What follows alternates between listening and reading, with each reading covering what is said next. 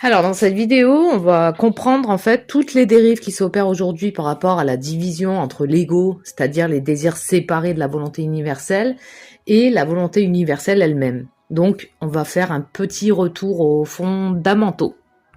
Alors, quelles sont les causes de l'état actuel des choses sur Terre, et notamment en France, hein, parce que moi j'habite en France, donc de toute façon, je parle de ce que je vois.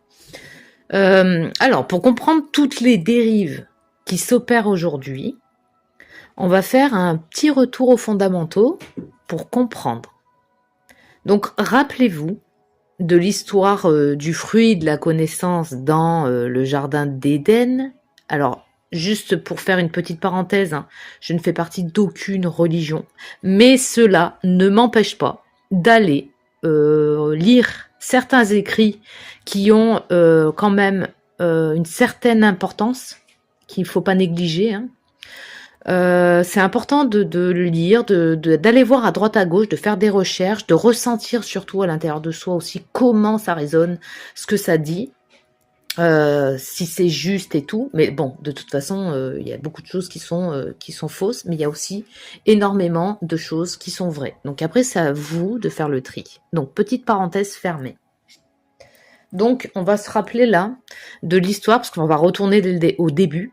Rappelez-vous l'histoire du fruit de la connaissance dans le jardin d'Éden.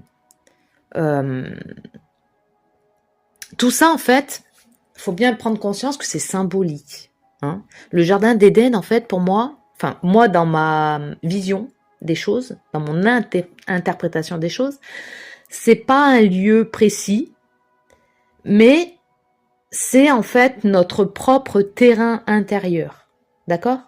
Donc, ce qui symbolise en fait que, au départ, Adam et Ève étaient d'une grande pureté et avaient en eux cette grande et belle innocence. En fait, ils vivaient de manière harmonieuse. Donc Dieu était fier de ses créatures, sauf que, à un moment, Ève va fauter, hein, vous connaissez tous l'histoire, influencée par le grand influenceur Satan, hein, symbolisé par le serpent, en mangeant le fruit défendu, elle croqua dans la pomme, qui va ouvrir certains sens, sauf que Ève n'avait pas encore la maturité suffisante ni la sagesse d'esprit pour faire face à la suite.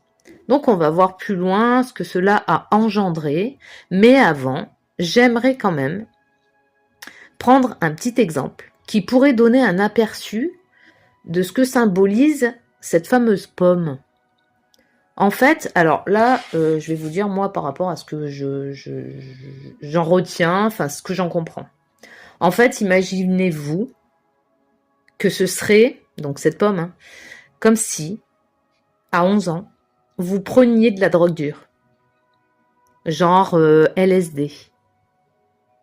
En fait, la construction du cerveau, elle n'est pas terminée, hein, et vous introduisez en faisant ça une substance nocive.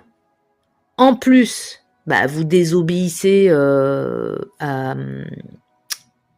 à vos parents, parce qu'on vous avait interdit de le faire. Donc, rupture de confiance parentale, c'est-à-dire rupture avec Dieu, hein, dans la symbolique. Cette substance vous amène, en fait, dans des parties subtiles en vous que vous ne maîtrisez aucunement.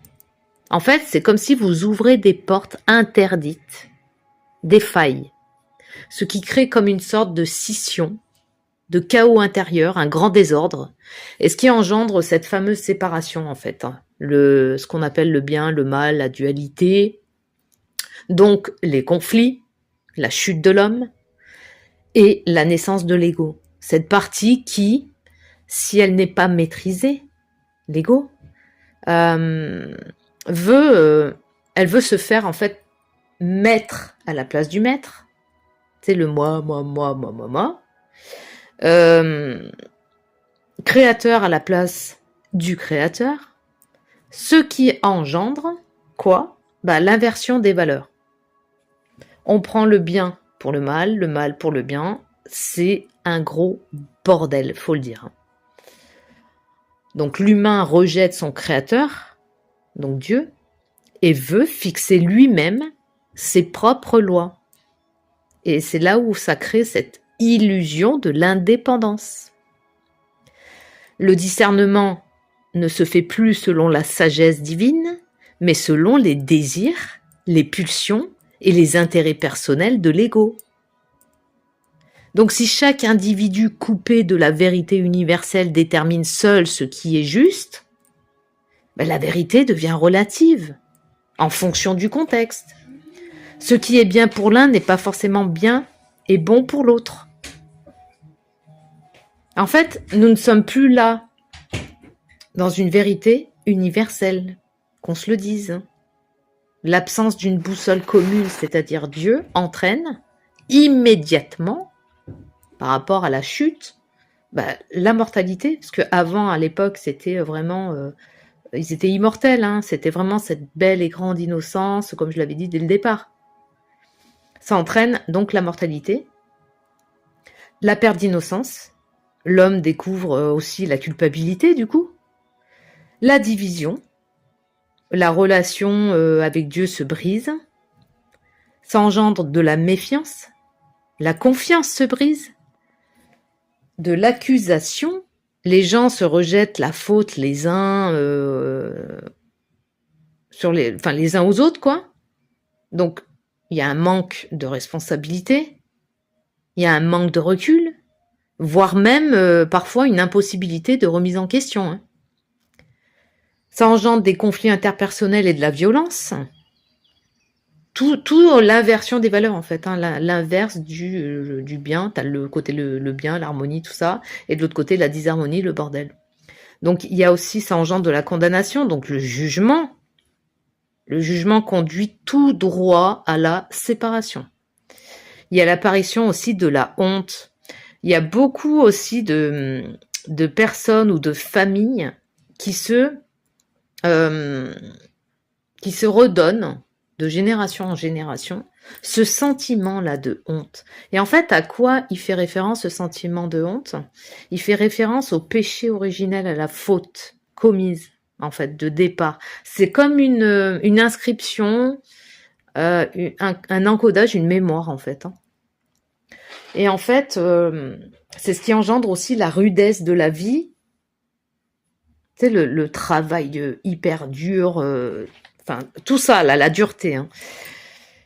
En résumé, en fait, à la base, Dieu refuse que l'humain prenne ce fruit, car s'approprier le jugement moral coupe l'homme de la source et du bien absolu, le condamnant à errer dans une morale subjective et destructrice, et non une morale universelle, ce qui mène tout droit l'humanité à la destruction. Donc c'est ou la création, l'harmonie, ou la destruction, la disharmonie.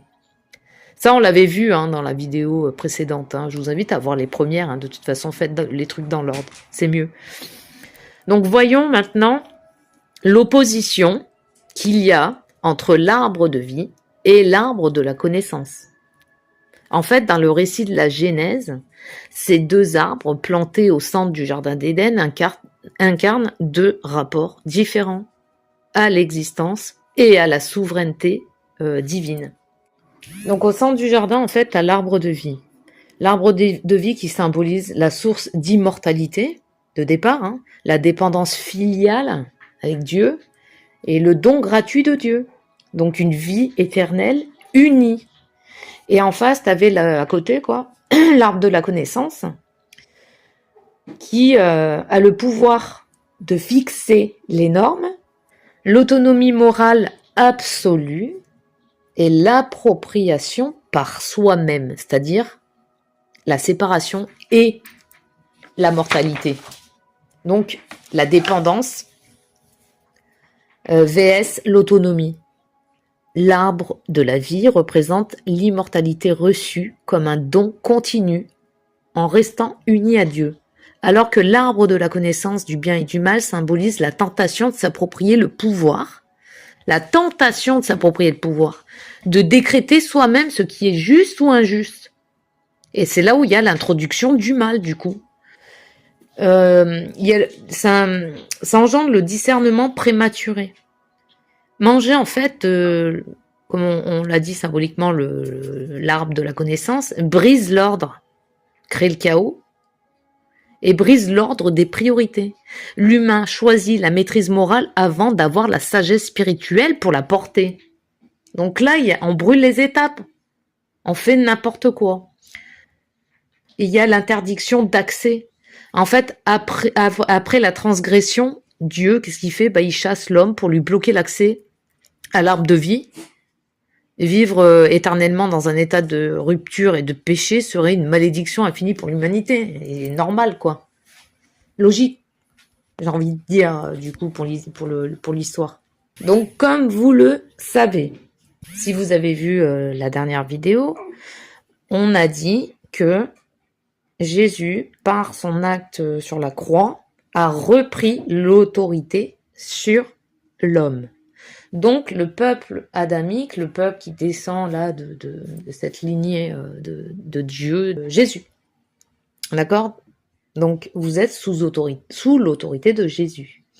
Et là, on va parler de la figure de Marie comme la nouvelle Ève. En fait, dans la théologie chrétienne, initiée dès les premiers siècles par les théologiens, comme Irénée de Lyon, l'histoire du salut est lue comme une récapitulation. Le Christ inverse l'échec d'Adam, le premier Adam, et Marie inverse celui d'Ève. En fait, Ève, c'est Marie. Ève, c'était la Vierge désobéissante, alors que Marie, elle, c'est la Vierge obéissante. L'ancienne Ève, c'était écoute la voix du serpent, et Marie, elle, c'est écoute la voix de l'ange. L'ancienne Ève, elle a porté le fruit de la mort, en fait, alors que la nouvelle Marie porte le fruit de la vie. D'accord? Christ. L'ancien Adam, c'est le premier homme, en fait, qui a chuté, qui est du coup remplacé par le Christ, le nouvel Adam, qui a amené la rédemption. Donc, on va de la désobéissance à l'adhésion. Là où Ève cède à la méfiance, donc l'ancienne Ève, envers Dieu, et saisit le fruit de l'autonomie, Marie, elle, répond à l'ange Gabriel par le fiat, qu'il me soit fait selon ta parole. Son obéissance dénoue le nœud de la désobéissance originelle. Ensuite, on va parler du fruit béni. Ève offre à Adam un fruit qui conduit à la séparation d'avec Dieu, alors que Marie, elle, porte en son sein le Christ, qualifié de fruit de vos entrailles, qui redonne à l'humanité l'accès à la communion divine.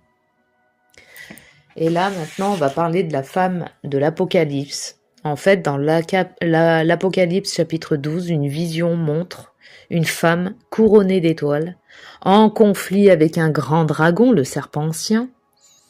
L'Église y voit en fait une double image de la communauté des croyants et de Marie participant activement à la victoire de sa descendance.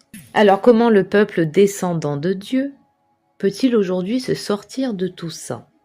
Déjà, il faut savoir se positionner, revenir aux fondamentaux, revenir en soi, ressentir à l'intérieur de soi et savoir d'où vous venez, parce que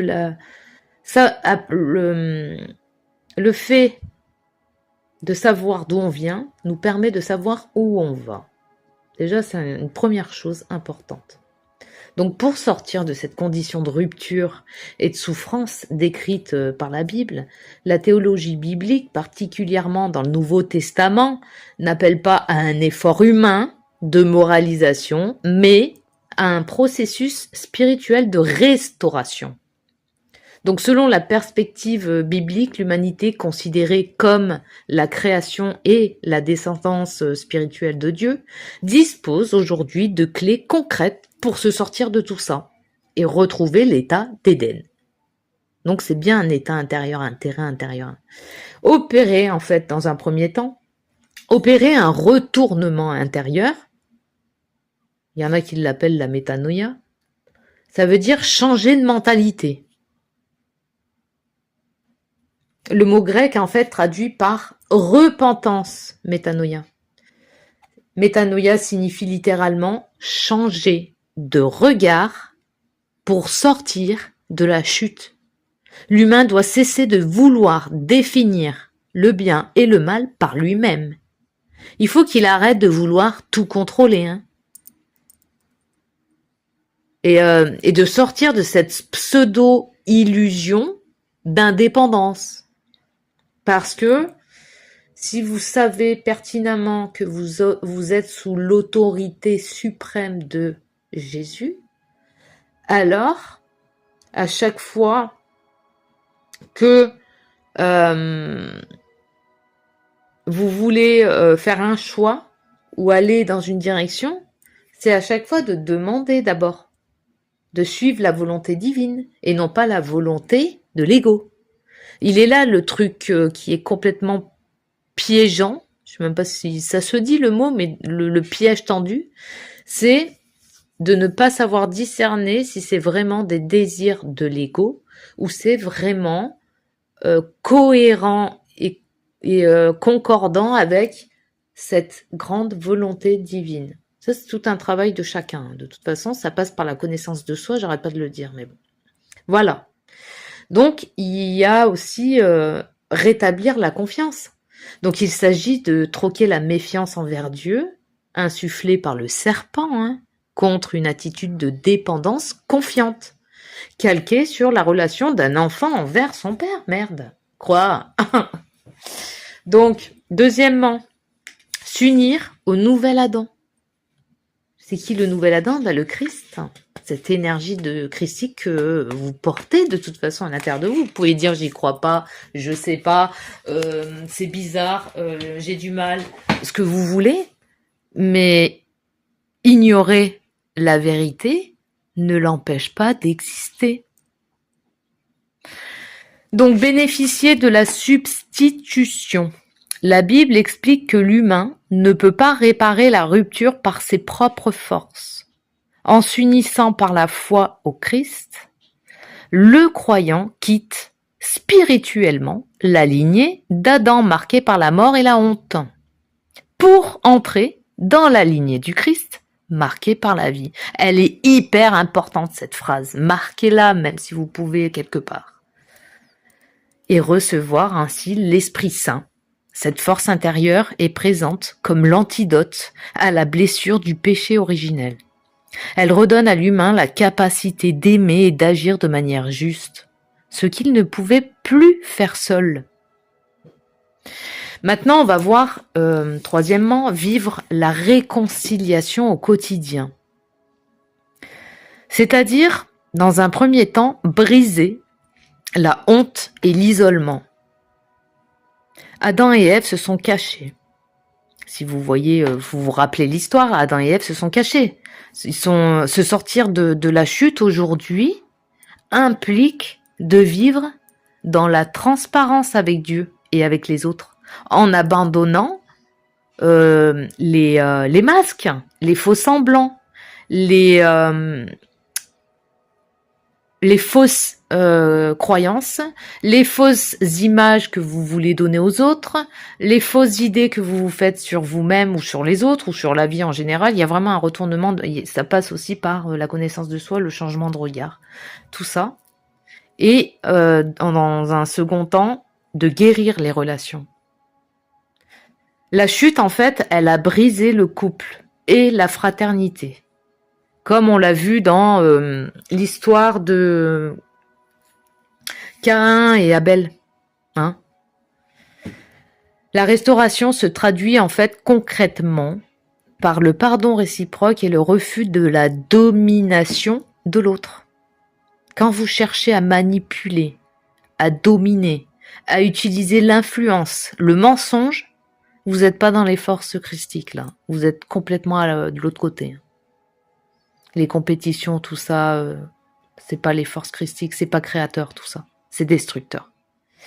À chaque fois, en fait, quand vous devez aller dans une direction, que vous vous posez une question ou que vous avez un doute ou quoi que ce soit, posez-vous bien la question, est-ce que ce que je fais est créatif et dans le sens du pouvoir créateur, en fait, christique, ou est-ce que ça engendre de la destruction? Qu'est-ce que ça fait? Arrêtez-vous un peu, des fois, ça fait du bien, et observez et ressentez. Donc maintenant, on va voir aussi, quatrièmement, participer à la transformation du monde, ici et maintenant. Hein.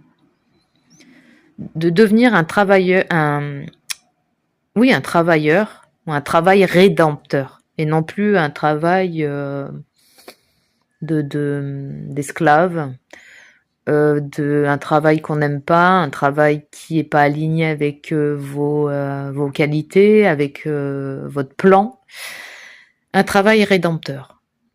Le travail, devenu une corvée pénible après l'Éden, hein, retrouve du sens.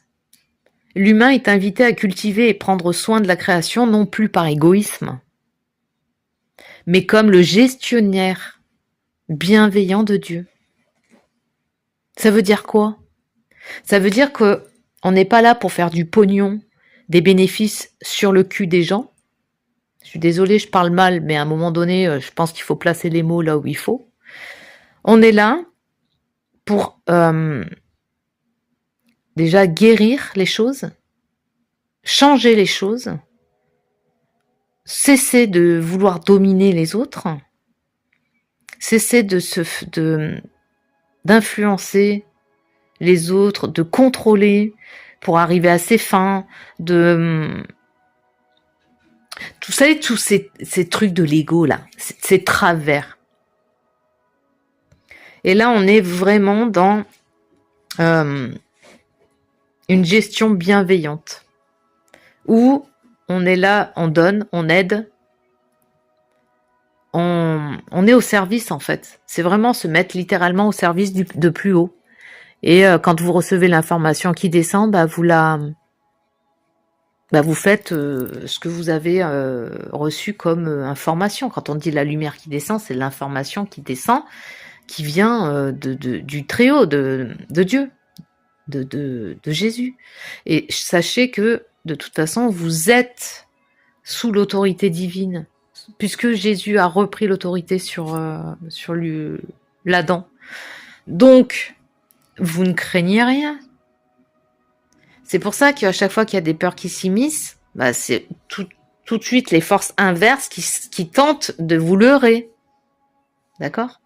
C'est pour ça que c'est important d'observer à chaque fois le mécanisme de comment il marche, comment il fonctionne. Je vous invite d'abord à aller voir la vidéo précédente. D'accord ? Donc on a l'espérance de la fin des temps. La Bible ne promet pas un retour en arrière vers le jardin d'Éden, mais une marche en avant, vers l'avant. La conclusion de la Bible, dans l'Apocalypse, montre que l'humanité restaurée habitera une cité-jardin, la Nouvelle Jérusalem, où le mal est définitivement éradiqué et où l'arbre de vie est de nouveau accessible à tous. Allez, maintenant on va voir comment cette restauration se traduit concrètement dans la vie quotidienne des gens. Alors déjà, vous pouvez rétablir et vous réconcilier avec la prière, parce que ça marche aussi très bien. En fait, c'est pas ce que vous dites, c'est dans l'état où vous le dites. Comment vous êtes, dans l'état intérieur, vibratoire, que vous émanez quand vous priez. C'est pas je suis une pauvre chose, s'il te plaît, gna, en train de supplier, c'est pas ça. Parce que là, vous êtes encore dans un positionnement de pauvres petits victimes, en fait. Alors que vous êtes dans un faux raisonnement, ça va pas. Ça le fait pas. Soyez juste. De toute façon, c'est plein d'étapes à respecter. Ça se fait pas comme ça en un claquement de doigts. Donc, premièrement, on va parler de la mise en pratique quotidienne. Vivre la restauration au jour le jour. Donc là, on parle d'un exemple dans la vie chrétienne. Donc la sortie de la chute n'est pas magique. C'est un chemin concret soutenu par des actes précis. Mais si vous n'êtes pas dans les religions, vous le faites, ce travail. Vous êtes pas obligé en fait de faire partie d'une religion pour vous référer au grand tout, qu'on se le dise. Hein. Mais si ça peut vous aider, moi je trouve que quand même la religion chrétienne s'approche quand même assez bien, elle est belle par rapport au Christ. Donc après, voyez, c'est vous qui décidez, c'est personne d'autre, d'accord? On a le sacrement comme antidote, le baptême, pour certains, si ça peut leur parler. Mais bon, de toute façon, il y a l'Eucharistie, la communion. Il y a surtout le dialogue restauré par la prière. Adam et Ève fuyaient la voix de Dieu le soir venu.